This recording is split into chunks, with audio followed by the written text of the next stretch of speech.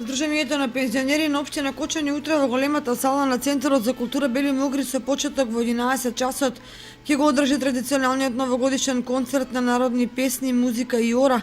на која ќе настапат фолклорните ансамбли од Сдруженијето на пензионери од Кавадарци, Команово, Прилеп и Кочани со традиционални песни и ора од Кавадаричкиот, Прилепскиот, Ковановскиот и Осоговскиот крај.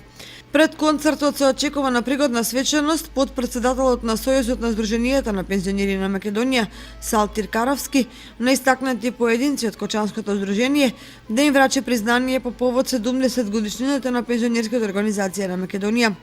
Од Кочани добитници на плакети на Сојузот се градоначалникот Радко Димитровски и Ѓорги Серафимов, председател на Сдруженијето на пензионерите од Кочани, додека добитници на признание се Сдруженијето на пензионери на Кочани и Културното уметничко друштво на кочанските пензионери,